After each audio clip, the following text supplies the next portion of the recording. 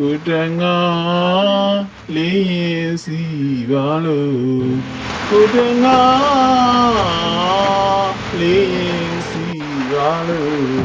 အားလည်းမရသေးဘူးကွာမရမဲ့တူထမင်းသွားစားအောင်အိမ်ကိုလက်ကြည့်ပဲတော့မကြံကြည့်ဘူးဗျာလက်တင်များမျက်နှာမျိုးမှာစိုးတယ်ဗျ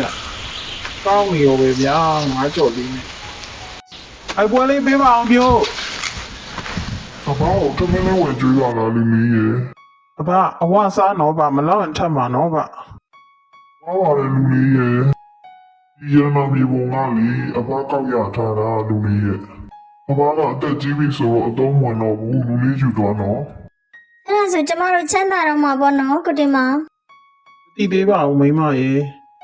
ဘာလဲအခုမပေါ်သေးဘူးဆိုတော့အလကားနေလကားငါတွားကြည့်မလားလို့ ရှင်ဘယ်သူခေါ်သွားမှာလဲ ထောင်ပဲပေါ့မိမရေ ဒီမောင်ကြီးအစင်ပြေတော့လာကွာလေရရေးလုံးရဲ့လား အေးလုံးမပါတငယ်ချင်းရဲ့ အဲ့လိုမနက်ကန်ထွက်ဖြစ်တယ်နော်ငါအထုတ်တွေပြင်ထားလိုက်တော့မယ် ဖိုးထောင်ရေတကယ်လို့အဲ့မှာရေရနာရှိမနေဘူးဆိုရင်ရော အဲ့တော့လေဘုဟုတုတရတာအမျက်ပေါ်တင်ပါရော ငါမင်းအားနာလို့ပါကွာဖိုးထောင်ရေဟိုးမှကြည့်လိုက်ဒီပုံရဆိုရင်တော့အဲ့ကျုံးလေကွာဟုတ်တယ်တငယ်ချင်းရေရနာရှိရဲ့ကိုကဒီကျုံးပေါ်မှာပဲ ဒီမောင်ကြီးကျုံးရကျွတ်စိန်တော့မှောင်မဲလာပဲကွာ ဟာလေမင်းကြောက်နေပြီလားဖိုးထောင်အေးရ မကြောက်အောင်မလေးပြလား ဖိုးထောင်တော့လာလာတငယ်ချင်းဟေ့မြေပုံရဆိုဟိုဘက်ပဲ ဒီမောင်ကြီးဟိုးရှင်မှာจะခြုံနေပြိနေကွာငါရှင်းရအောင်တကယ်ချင်း ဒီတတိတောင်းတော့ဖိုးထောင်ကြီးအဲ့ကူပဲကွာ ဝင်ကြမလား အေးဝင်ရမှာပေါ့ ရတာရုံးရအောင် ဘုရားတရဏံကိစ္ဆာမိဓမ္မတရဏံကိစ္ဆာမိသံဃံတရဏံကိစ္ဆာမိ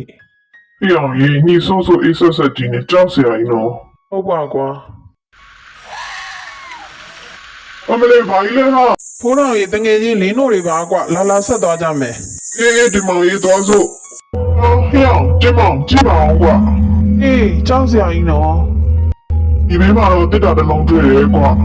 လွတ်တဲ့နေရာကိုထုတ်ကြည့်အောင်ဖိုးထောင် အကျိုးတွေပဲခံ စက်သိန်းထားလိုက်တာကွာဘလို့ခံစားချက်ကြီးလည်းမသိပါဘူး ဟုတ်ကွာအရင်ဖွင့်ကြည့်ရအောင်ကွာ ခွင့်လေဒီမှာအစောက်တော့ကွာ ဟာဟေးအောင်ဒုံဒုံဒုံဒုံဒုံဒုံဒုံဒုံဒုံဒုံဒုံ ဖိုးထောင်ကြီးခဏလေးခုနစာအုပ်ကဘာလည်းမသိဘူးဖတ်ကြည့်ရအောင်ကွာ ဟဲ့လေတကယ်ချင်း ကျွေရတနာများသည်ဒုတိယကမ္ဘာစစ်တွင်ကထွက်ပြေးတိတ်ဆောင်နေသည့်တကြွယ်များ၏စုပေါင်းရတနာများဖြစ်သည် အကျိုး တောပုံဓမြများမှာထိုတကြွယ်များကိုတပ်ဖြတ်ပြီးရတနာများကိုဤကူတွင်ဖော်ထားခဲ့သည်တကြွယ်များသည်မကျွတ်မလွတ်ပဲဤရွှေများကိုစောင့်ရှောက်နေခဲ့သည်ဤရွှေရတနာကိုထိသူများသည်စိတ်ဝမ်းကွဲ၍ချက်ချင်းတပ်ဖြတ်ပြီးအသက်ဆုံးရှုံးရသည်ဓမြများလည်းဤနည်းတိုင်းတယောက်မှမကြမ်းအသက်ဆုံးရှုံးသွားကြသည်ဦးရှိရတနာများအကြောင်းကိုဖိုးများထံမှသိပြီးကျွန်တော်တို့တငယ်ချင်း2ယောက်ရယူရန်ဤကူသို့ရောက်ရှိလာခဲ့သည်ကျွန်တော်တို့တငယ်ချင်း2ယောက်သည်အလွန်ချစ်ခင်ကြသည်ဖြစ်၍မိသည့်အကြောင်းကြောင့်များစိတ်ဝမ်းကွဲရန်မရှိပါသို့သောရတနာများကိုထိကင်လိုက်သည့်အချိန်တွင်မိတို့ဖြစ်မည်ကိုမသိသဖြင့်ဤတိုင်ယာရီကိုရေးခဲ့ခြင်းဖြစ်သည်ဒါတွေကသူများပစ္စည်းကိုမတရားရယူထားတဲ့သဘောပဲငါတို့ဒါတွေကိုယူသွားရင်ငါတို့လည်းတခိုးနဲ့ဘာမှထူးခြားမှာမဟုတ်ဘူးပြီးတော့ငါတို့တငယ်ချင်း2ယောက်ရဲ့ချစ်ချင်းမြတ်တာကိုလည်းဘယ်ရာနဲ့မှမလဲနိုင်ဘူးဖိုးတော်ရာ